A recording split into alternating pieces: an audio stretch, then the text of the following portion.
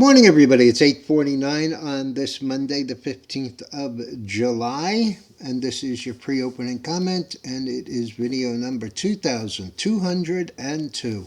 Okay, Asia mixed, Europe lower. The only information that came out economically this morning was the Empire State. It has been negative every single reading this year, but today's number came in at negative 6.6. Expectations were as high as negative 7.6. This took interest rates a bit higher.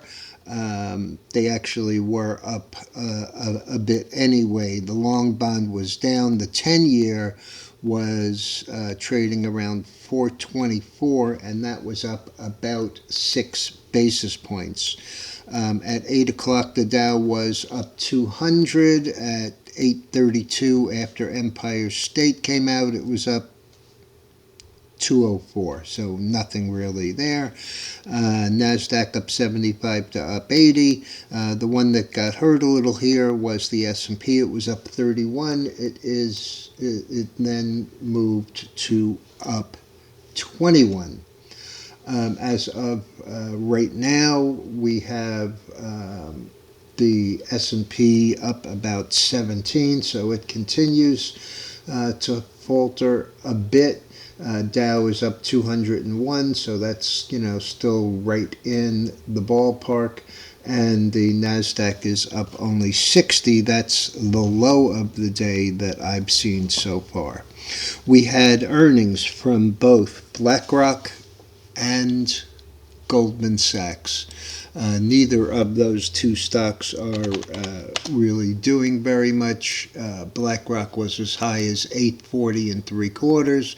Last, however, is 828, and while that's up a big 3 cents, it's also the low of the day and almost $13 off the high, and that was on a beat.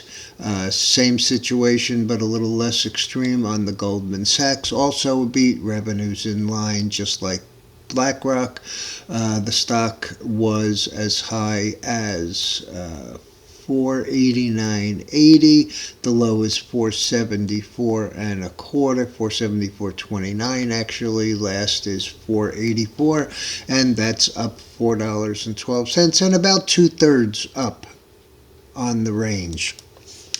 Avgo Broadcom splits as of today, 10 for 1. Last on that one is actually down 22 cents, right around 170, so really no action, as rightly so. I mean, the stock on the news had run up as high as 185, and that was also on decent results and recommendations back in June. And so we've got a recent range since June of 185 on the high, 156 on the low, 170. So, pretty much in the middle. On that weekly basis, we've been consolidating in this area. We're pretty close to the upper Bollinger Band. Lower Bollinger Band is way down at 111. Gabelli goes into Delaware court, bitching and moaning because he hasn't made any money on the Paramount deal. He finds it unfair, which is the same thing that I've been saying. They need to be transparent, and while it's a New York Stock Exchange rule, not a NASDAQ rule, everybody is supposed to get the same thing. And so I have said this is going to be a problem. It will continue to be a problem until these guys come clean. Macy's, which had a raise in its bid, the bid for Macy's, just last week, and the deal is now canceled. I want to remind everyone of something. It's kind of interesting because it was a first back in about 1980 when Reagan got shot and was okay. The market was substantially higher. It was kind of a change in the sentiment about things to come, or at least that's the way I interpreted it. I think that we have the same thing here. I have long discussed the fact that DJT, which is the president's umbrella company for Truth Social, is an excellent poll. You know, polls have gotten a really bad rap since they've become so inaccurate. But this one, I think, has some meaning. And this morning it's 45.66, up almost 15 or 50% betting odds after the assassination attempt also went up substantially. You know, Joe Biden had two particularly well-written and teleprompter-ready speeches that meant absolutely nothing over the weekend. Frankly, I think he's cooked. I have been saying for 9 months now that he won't be the candidate, and I think that this is, another step in that direction.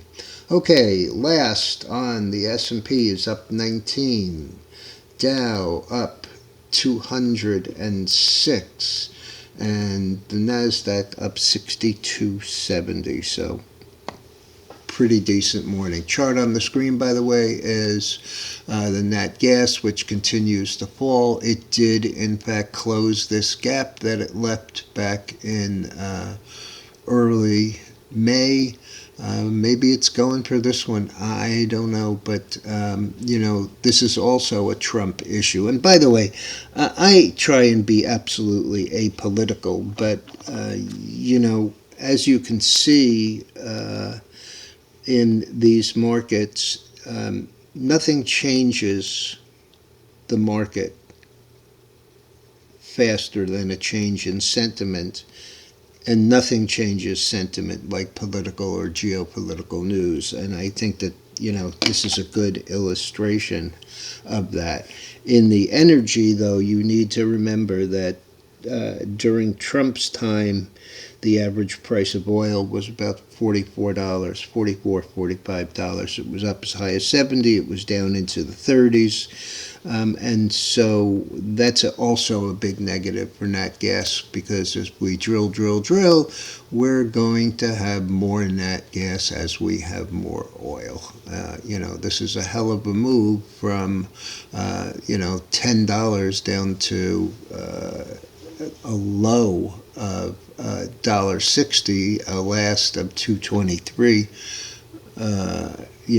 This is a seriously broken market.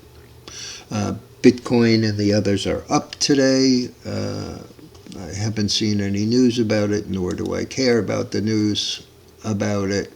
Nvidia up a little on Cowen, raising their target price to 165 from 140. Apple up $4 on India sales, reaching 8 billion, and an upgrade to buy from Hold at Loop Capital. And that's about it, folks. They did post all of the economic data that was not in last night's letter, so I will repost that sometime during the day today. All right, folks, have a good one. Be careful out there. It's a tough market.